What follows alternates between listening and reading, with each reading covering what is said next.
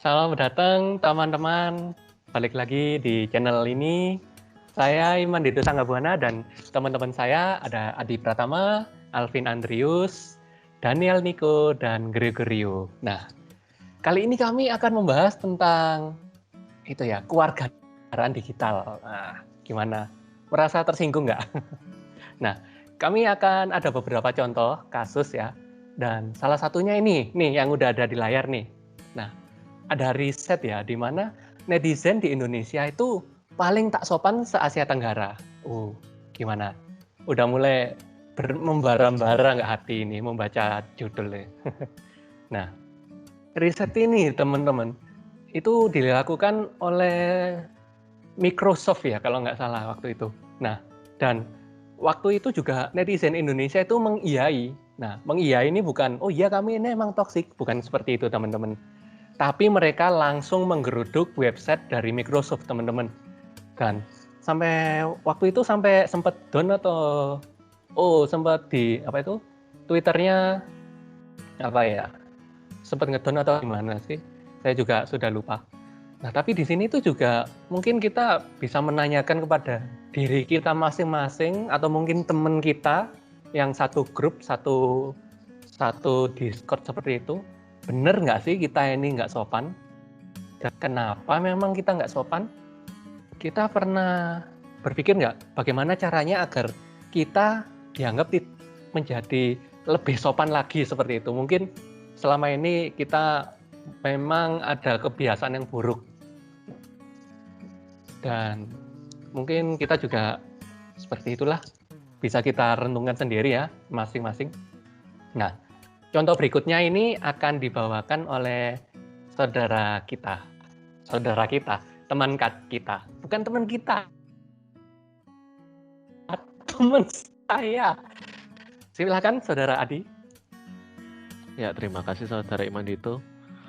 Ya, jadi di sini saya akan bahas mengenai kasus dari drama Korea ya, yang dimana ini men-trigger cukup banyak netizen Indonesia dari drama Rocket Boys. Nah, jadi ceritanya itu seperti ini. Jadi di drama Rocket Boys itu disebutkan bahwa di sini nih mereka itu ceritanya itu mereka bertanding badminton yang berlokasi di Indonesia. Nah, di ceritanya ini diceritakan kalau misalnya tempat latihannya mereka ini yang dari luar ini, Koreanya ini seperti tidak diberikan tempat latihan yang terbaik, sedangkan tim Indonesia itu dikasih tempat pelatihan yang terbaik.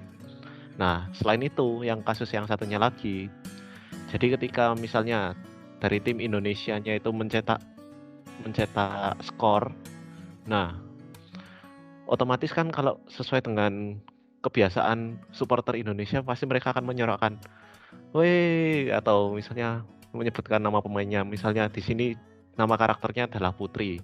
Putri, Putri, Putri. Nah, jadi mereka itu bersorak keras seperti itu.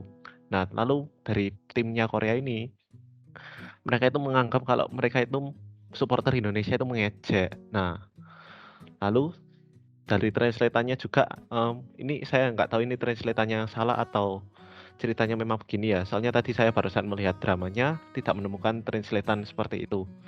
Jadi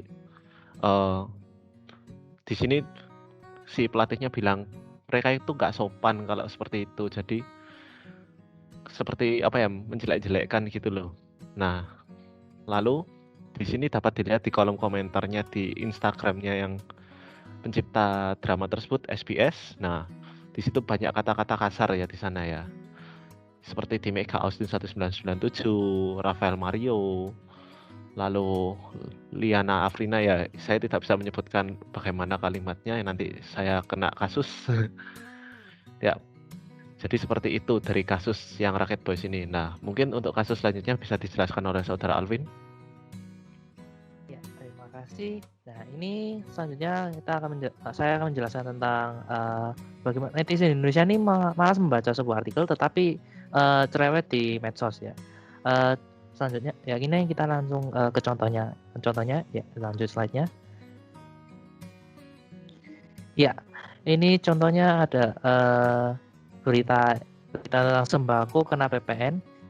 Ini anggapan anggapannya malas membaca karena netizen Indonesia ini lebih tepatnya hanya membaca judulnya dan tidak membaca isinya. Nah, contohnya seperti ini ya, sembako kena PPN tidak cerminkan keadilan bahan dan seterusnya.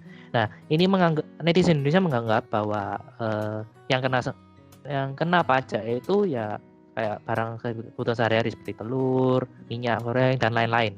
Tetapi padahal contohnya seperti yang di foto yang kanan ini, klarifikasi pemerintah tak semua sembako dan sekolah kena pajak. Nah, mereka terpaksa harus memberi informasi tambahan karena kebanyakan netizen Indonesia ini hanya membaca judulnya dan tidak membaca isi-isinya.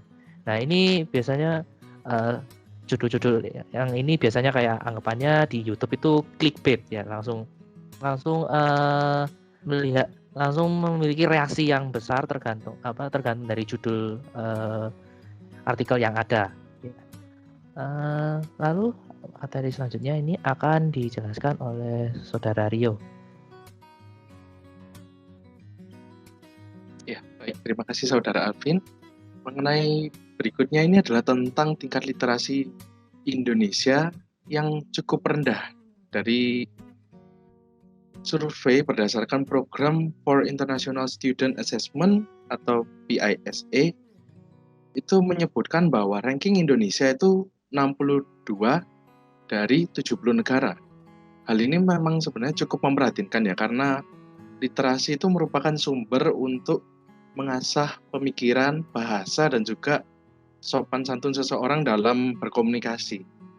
Nah, dengan literasi yang cukup rendah ini tentu selain memberikan dampak yang buruk seperti contoh-contohnya yang dijelaskan oleh Saudara Imandito, Saudara Adi, dan Saudara Alvin mengenai tata bahasa, ada juga mengenai clickbait, ada juga mengenai ujaran-ujaran yang tidak sopan di media sosial. Hal itu bisa juga berasal dari tentang literasi Indonesia yang cukup rendah. Dengan literasi yang cukup rendah ini mempengaruhi bahwa netizen memerlukan lebih banyak membaca, terutama dalam membaca berita lebih detail, memahami lebih detail, dan juga mengetahui bahwa kondisi yang ada di saat ini bukanlah yang di saat lalu, dan juga kondisi sekarang ini lebih harus dipertimbangkan kalau ujarannya itu harus lebih sopan dan juga tidak berbau rasis atau yang tidak sopan. Begitu. Selanjutnya bisa dilanjutkan oleh Saudara Niko. Ya, terima kasih Saudara Rio. Nah teman-teman, kita sudah sampai di akhir acara, kita sampai di himbauan. Dan himbauan yang bisa kita ambil yaitu tadi kan kita sudah lihat ya, dari penyebab, dari contoh kasusnya juga.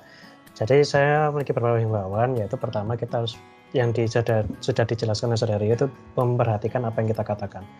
Mungkin secara tidak langsung kita itu ternyata sebetulnya merusak identitas nasional kita. Kita harus tahu kalau ternyata orang itu melihat negara kita berdasarkan warganya.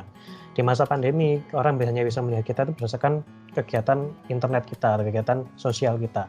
Jadi kalau misalnya orang melihat bahwa kalau orang Indonesia ini nggak sopan, ya pasti orang maka mulai terpikir adalah orang Indonesia ini memang dari awal nggak sopan. Dan yang kedua itu kita juga ada jejak digital. Jejak digital ini untuk tidak bisa dipungkiri kalau ke depan HRD bisa pakai jejak digital kita untuk apakah kita bisa diterima di pekerjaan ini atau tidak.